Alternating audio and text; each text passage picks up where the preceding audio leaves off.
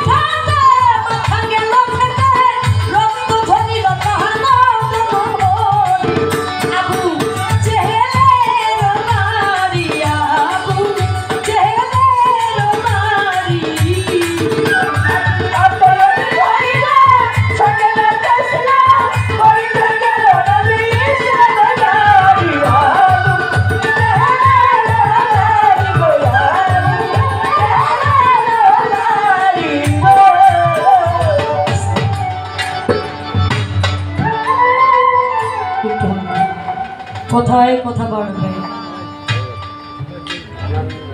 আগের যে কথাটা ছিল সেই পাগলকে নিয়ে আমি আমার শরীরের মধ্যে থেকে যতটুকু সংবিধানের মধ্যে পড়ে আমি এভাবে জবাব দিয়েছি, বেশি যাওয়ার ক্ষমতা আমার নাই।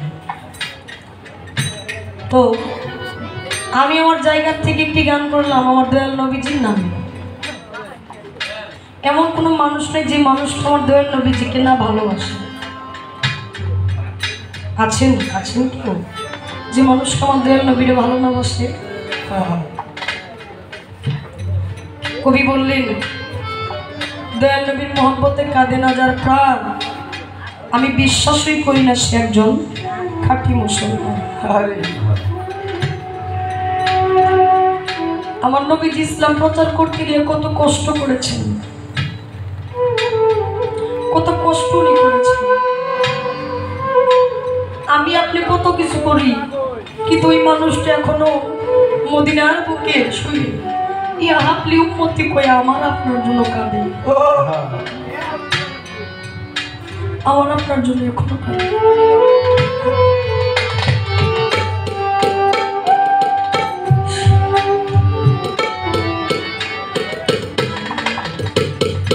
নবীজি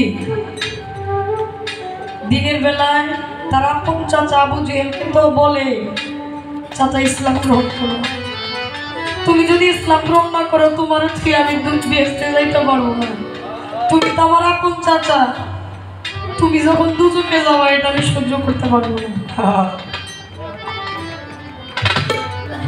অল টাইম আমার নবীজি সাথে থেকেছে, দেখেছে, বুঝেছে, কিন্তু নবীজিরে কখনো চিনে নাই। একদিন দয়াল নবী নিজেই মনোবাঞ্ছা তৈরি করলেন, আজকে যেহেতু রাত্র অধিক হয়েছে, রাত্রে একটারও বেশি,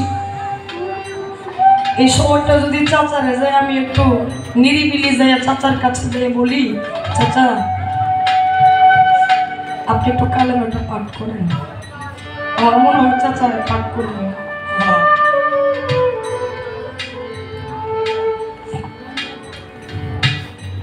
যাইয়া দরজার মধ্যে টোকা দিচ্ছে, চাচা চাচা। আবু জেহেল কই কিরে এত রাতে মোহাম্মদের কণ্ঠ, দরজাটা ঘুষাইছে। আবু জেহেল ভাবছে মনে হয় এখন বোধ হয় দিনে যা কয় ভাতি যায় রাত্রে বোধ হয় তা কইব না। আয়সা বলবে যে চাচা আমি যা কই এটা আসলে ঠিক না। দরজা খুইলা মহা খুশি মহা আনন্দিতে দরজা খুইলা দিছে, খুইলা নবীজিরে বসতে দিছে, বসতে দিয়া কয় মোহাম্মদ রে তুই আমার ঘরে এত রাত্রে আসছস, ধন রত্ন বাড়ি গাড়ি কি চাষ করে সব দেওয়া হবে, শুধু তাই না এই আরবের জমিদারি করে দেওয়া দেওয়া হবে, শুধু তাই না আরবের মধ্যে যত সুন্দর সুন্দর নারী আছে ওই নারীটারে তোরে দিয়া দিব। আমার দয়াল নবীজি দুইটা নয়নের অস্ত্র ছেড়ে দিয়ে বললেন চাচা আমি দুনিয়ার কোনো জমিদারি চাই না, আমি যদি দুনিয়ার জমিদারি চাইতাম আমার আল্লাহ আমার তাও দিয়া দিত, আমি শুধু চাই তুমি একবার পাঠ করো কালেমা তাইয়্যিব লা ইলাহা ইল্লাল্লাহ মুহাম্মাদুর রাসূলুল্লাহ। এই কথা শুনে আবু জেহেল শুইলে এমন রাগান্বিত হয়েছে, এমন রাগান্বিত হয়েছে লাঠি একটা নিয়ে। ভাই যদি কারো শুনতে মনে না চায় শুনবেন না, কিন্তু নবীজির কথা শুনতে হবে, উনি ছাড়া আমাদের কোনো গতি নাই। আবু জেহেল একটা লাঠি হাতে নিয়ে রাগান্বিত হইয়া দয়াল নবীজির মাথায় একটা বাড়ি মারছে।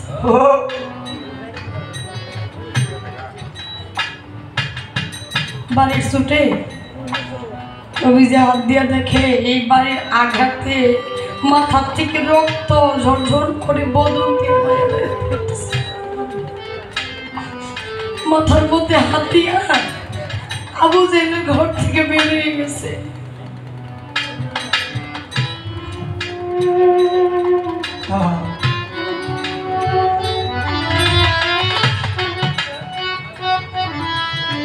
এদিক দিয়া বিবি খাদিজা চিন্তা করে এত রাত্রে নবীজি কোথায় গেছে, আমার নবীজি এত রাত্রে কোথায় গেছে। সাধক গানে কি বললেন, নবীজি